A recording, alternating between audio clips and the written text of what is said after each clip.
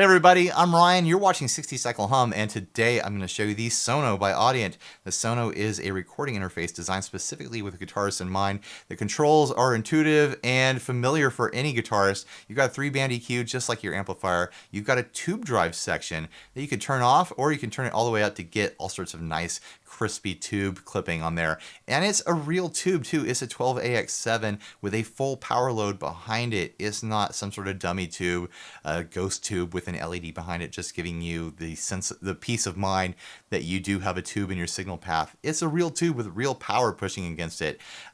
You've also got cab and mic simulation from 2 Notes loaded into the box. There's a little switch right here that lets you select between 3 different preloaded cab and mic sims, or you can get into the software and load just infinite amounts of cab and mic sims from 2 Notes. There's a lot to go through, and they all sound really great. And a nice thing about that is that those cab and mic sims aren't running off your computer when you load them. They're loaded into the Sono. There's no lag to worry about there. If there's any lag happening, it's because of something else that you're running on your computer. It's not coming from the Sono. So anyways, let's get into it. Let's show off what this thing can do. Here is my signal as it is right now. I'd call it my dry signal, but it's my clean signal running through the Sono because I'm not running through an amp. That is my amp. I've got a pedal board on the floor, and I'll turn pedals on and let you know what I'm running as I do it. Here's that clean signal.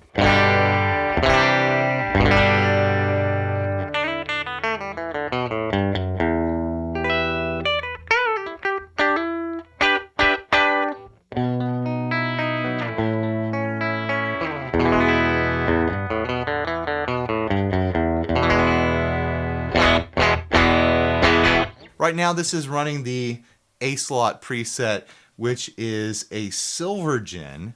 I'm assuming that means Silverface Jensen amp. Silverface Fender amp with a Jensen loaded in it. Oh man, I'm going to get confused here. Running with a Condenser 87 mic on it. Let's just start twisting knobs on the Sono and see what happens. Let's mess with the 3-band EQ.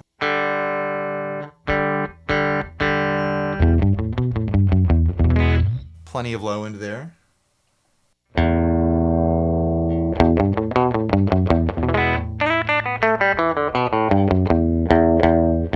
Scoop those mids.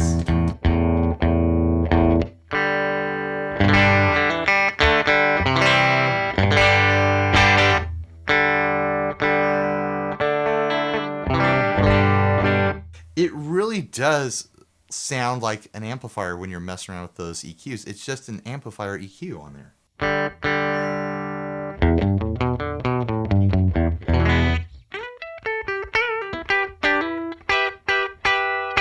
Check out the drive section from that tube. It's been all the way down.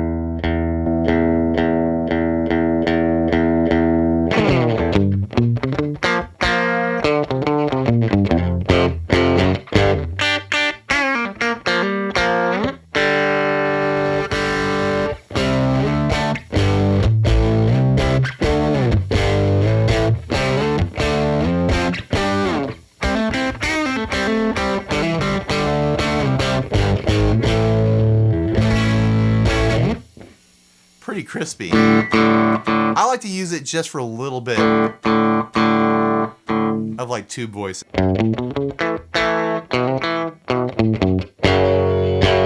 But for now, we'll turn that back off. Then you've got input and output controls, and you've got controls for your monitors, for your headphone mix, or to mix between your DAW output and your input. I mean, you're straight out of the box.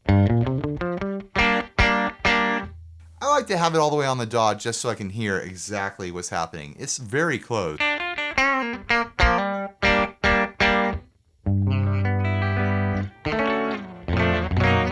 But if my computer farts out in the middle of me recording, I want to know about it.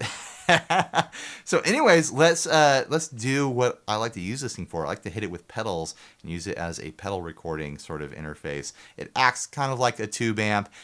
You can select all sorts of different stuff, and it's just a great way to interface your existing gear with your computer. So here I'll turn on, you know what? Let's switch cabs real quick. I'm getting all scatterbrained here. So this is a British 60A with that condenser 87 on it again. Let's throw the Rev G4 at it.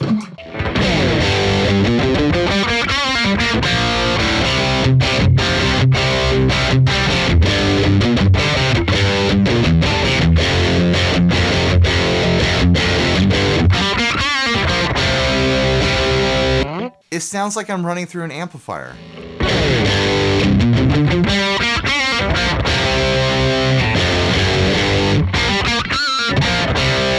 And not like a cheesy like software amplifier. It sounds like a real amp just recorded on my computer.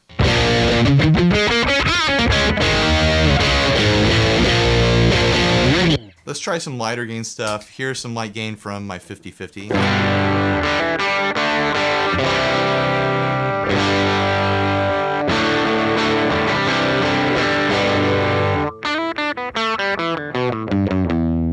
And some surfy stuff with the Ocean's 11.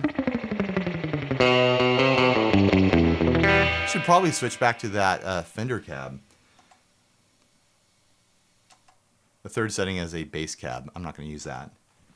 There's that silver gen again.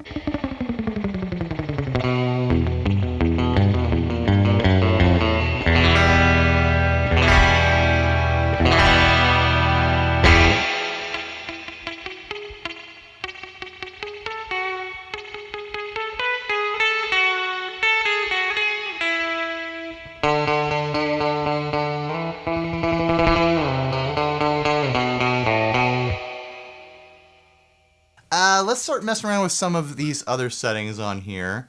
In the two-note software, you get manual control of the power amp if you want. You have different cab selection that you can go through.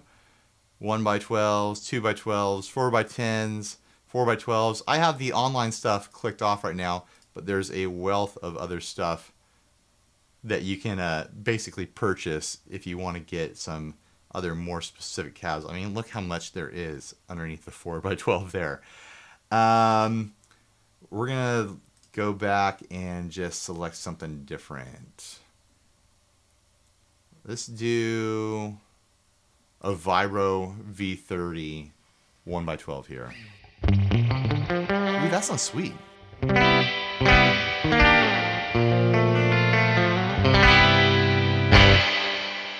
Throw a little drive on that. I'm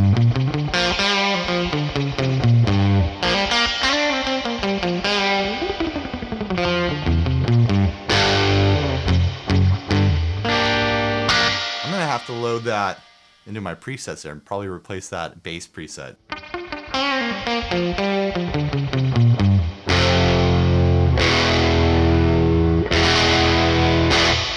Let's see if we can change the microphone. A Ribbon 112.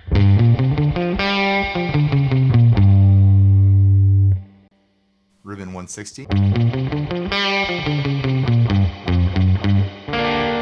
That sounds pretty close to the Ribbon mics that I used down in the garage. Dynamic 421. Sounds like a dynamic. Dynamic 57, I'll be familiar with this.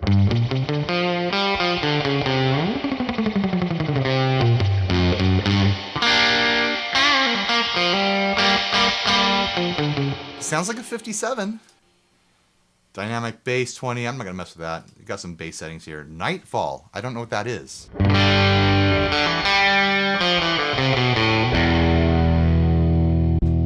Condenser 87, I wanna go back to that Ribbon 160.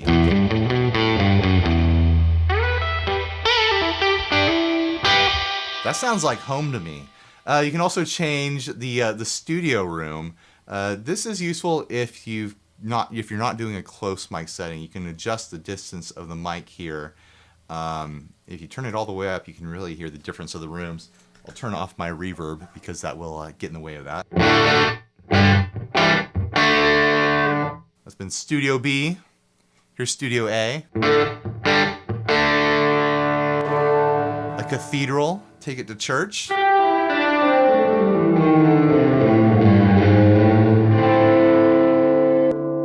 A crypt.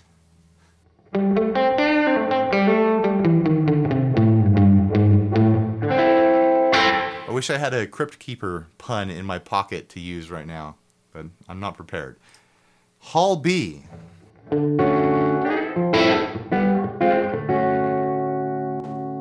Hall A.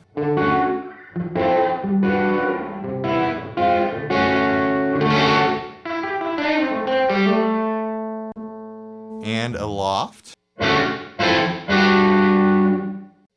A basement. Whoa. I'm accidentally scrolling is what's happening. Okay, back to Studio B. Those are really extreme settings with the mic all the way out. For me, I like more of a close mic set, so it's not going to be that dramatic. Change back to the basement. I mean, it's a difference, but it's not significant like with that mic all the way away from the speaker. I just wanted to give you a sense of what it could do. So what else is here? We've got a vintage to modern contour. I don't know what they mean by contour, but it does change the sound pretty significantly. And watch this. It gets rusty as you turn it.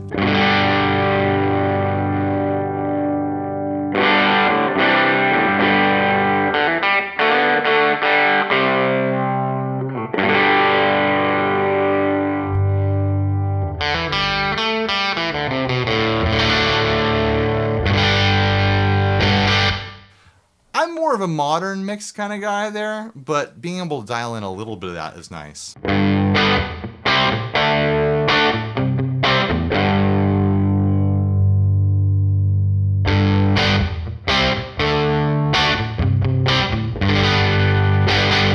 And then you have some outboard controls for your output and preset level and things like that. You've got cabinet managers and preset managers, all that fun like stuff that you can take a dive with the software. And it just accompanies this box, the Sono, that gives you this great amp experience in between your pedal board and your computer.